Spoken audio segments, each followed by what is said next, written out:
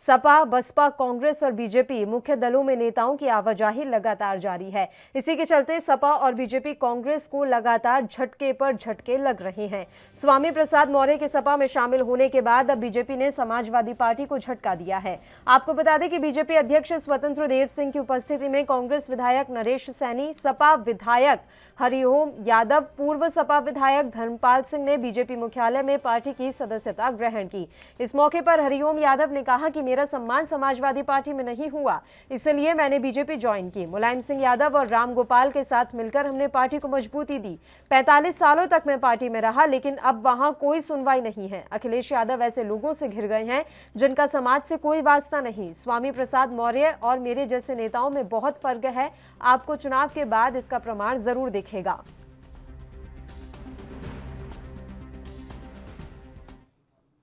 वरिष्ठ पत्रकार आशुतोष जी लगातार हमारे साथ फोन लाइन पर जुड़े हुए हैं। इस मसले पर भी चर्चा के लिए उन्हीं का रुख कर लेते हैं। आशुतोष जी, एक तो ये आरोप अब बिल्कुल एकदम सामान्य ऐसा हो गया है कि मेरा कोई सम्मान नहीं है। समझ नहीं आता कि इतने लंबे समय के बाद कैसे याद आ जाता है कि अब मेरा कोई सम्मान नहीं है तो मुझे यहाँ से चले जाना चाहिए, क्योंकि चुनाव नजदीक आ गए हैं। पल्लवी जी, इनको अपने सम्मान की जरूरत है। इनको देश की और नागरिकों की सेवा की जरूरत नहीं, इनको अपने सम्मान की जरूरत है। इनको अपना लाभ देखना है कि मुझे कहाँ कितना लाभ हो रहा है। जनता के लिए नहीं आए, ये अपनी सेवा करने के लिए आए। पैसा लगा करके पैसा कमाने के लिए आए। तो चुनाव में पैसा खर्च करेंगे, पैसा खर्च करके जीतेंगे और जीत करके फिर अपना पैसा कमाएंगे। इनका उद्देश्य क्या है? आप इनका पीछे तो देखिए कि पास क्या इतिहास रहा है। ये जनसेवक नहीं है, ये स्वयं सेवक हैं, अपनी सेवा करने के लिए आए। अब इनको अखिलेश यादव जी ने मुझे रोजी पिक्चर दिखा दी है, तो ये उधर जा रहे हैं जी। एक तो ये दल बदल को लेकर आपको नहीं लगता आशुतोष जी कि कोई ठोस कानून बनना चाहिए? क्योंकि दल बदल जिस तरीके से इन दिनों हो रहा है, ये साफ दिख रहा है कि अब सत्ता सेवा का साधन नहीं रही है, सत्ता स्वयं की सेवा का साधन बन गई है। सेवा कर रहे हैं, यही मेरा कहने का है कि जनता की सेवा के लिए नहीं आए ये लोग। इनको घुटन महसूस हो रही है कि हम अपनी सेवा नहीं कर पाए, जितना हम अपने परिवार के भलाई कर सकते थे, जितना पैसा कमा सकते थे, वो नहीं कमा पा रहे। इनको घुटन की बात, परेशानी तो यही है। और वहाँ पे इनको खुला हाथ मिलने की उम्मीद दिखाई जा रही है कि वहाँ पे आपको छूट है, जैसा चलता रहे वैसा आगे तो भी करते रहिए। ये स्वयं सेवक है, जनसेवक नहीं है। और मैं इसके समर्थन में हूँ कि ऐसा सख्त कानून आना चाहिए जिससे दल बदल पर रोक लगे। बिल्कुल, अभी हम स्वामी प्रसाद मौर्य का यहाँ पर उदाहरण देख लें। वो बसपा में थे, बसपा से फिर वो पिछले चुनावों में भारतीय जनता पार्टी में आ गए। अब भारतीय जनता पार्टी से 5 साल यहाँ रहे, अब वो समाजवादी पार्टी में जा रहे हैं। तो इस तरह के नेताओं पर तो प्रतिबंध लगना ही चाहिए, इस तरह की चीजों पर तो रोक लगनी ही चाहिए। बिल्कुल, इनको आगे चुनाव से निष्कासित करना चाहिए। इनको टिकट नहीं मिलना चाहिए जो इस तरह से दल बदल करते हैं। इनके ऊपर कड़ी से कड़ी कार्रवाई होनी चाहिए। ये भी तो आम नागरिक की तरह इनके ऊपर संज्ञान होना चाहिए। इनको क्यों इस तरह की छूट दी जाती है? और बीजेपी पार्टी आएगी दोबारा, इन पर जरूर कार्रवाई की जाएगी कि जिससे लोग दल बदल को बढ़ावा ना दे सके। आगे दल बदल से बहुत राष्ट्र की क्षति होती है, पब्लिक का पैसा खराब किया जाता है, लाखों करोड़ों रुपए खर्च करते हैं। सरकार की रोक लगाए जाने के बावजूद भी पीछे से इनका पैसे का लेन देन काफी चलता रहता है और पैसा लगा के पैसा कमाने की बात करते हैं। तो आशुतोष शर्मा जी, कांग्रेस इस समय उत्तर प्रदेश में जमकर मेहनत कर रही है। प्रियंका गांधी की अगर हम बात करें तो उन्होंने बहुत मेहनत की है एक बार फिर से यूपी में पार्टी को खड़ा करने के लिए, लेकिन कांग्रेस विधायक नरेश सैनी का आज भारतीय जनता पार्टी में शामिल हो जाना क्या दर्शाता है? क्या कांग्रेस पार्टी की उम्मीदों को एक झटका यहाँ लगा है? बहुत बड़ा झटका है ये, झटका नहीं बहुत बड़ा झटका है। कांग्रेस अपने अस्तित्व की लड़ाई लड़ रही है कि उनका अस्तित्व बना रहे। जो इतनी पुरानी पार्टी है, 100 वर्ष से पुरानी पार्टी है, उनको अपना अस्तित्व खत्म होता नजर आ रहा है। उत्तर प्रदेश भारत का दिल है, सबसे बड़ा राज्य है, 25-26 करोड़ की आबादी, यहाँ पे 18 करोड़ के करीब मतदाता है यहाँ पर। तो इनको अपना अस्तित्व खत्म होता नजर आ रहा है कांग्रेस पार्टी को। प्रियंका गांधी, राहुल गांधी बहुत भरसक प्रयास कर रहे हैं कि उनका अस्तित्व बना रहे, लेकिन सच्चाई से बहुत दूर भाग रहे हैं। क्योंकि पंजाब में भी प्रियंका गांधी ने काफी मेहनत की, राहुल गांधी भी गए, लेकिन पंजाब का हाल क्या हुआ?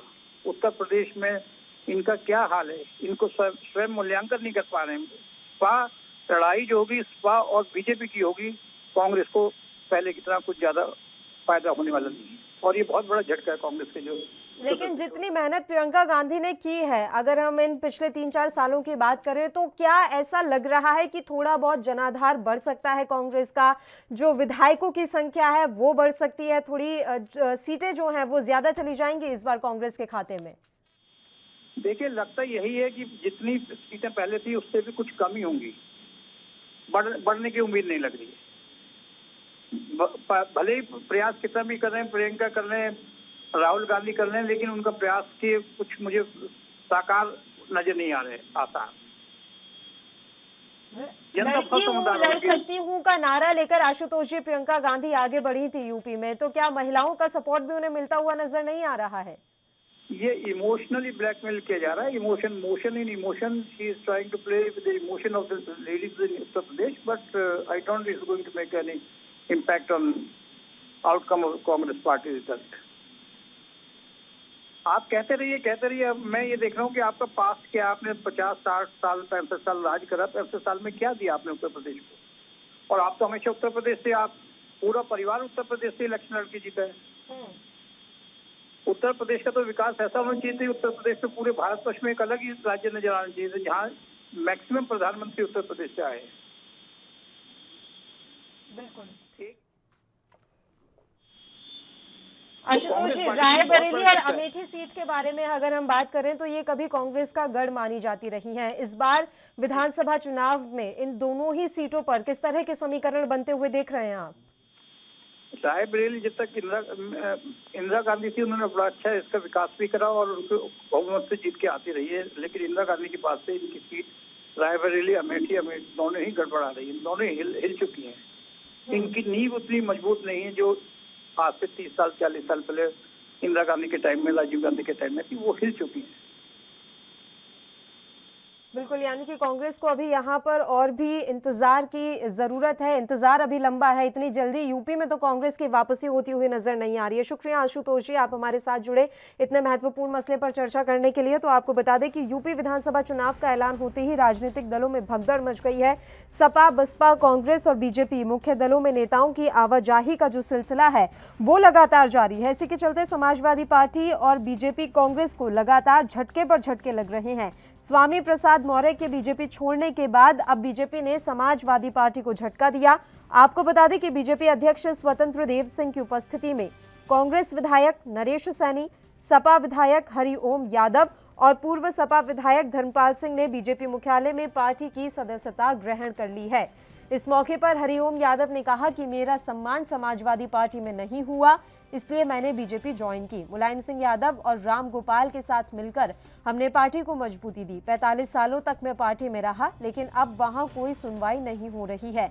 अखिलेश यादव ऐसे लोगों से घिर गए हैं जिनका समाज से कोई वास्ता नहीं। स्वामी प्रसाद मौर्य और मेरे जैसे नेताओं में काफी फर्क है, जो आपको चुनाव के बाद दिख जाएगा।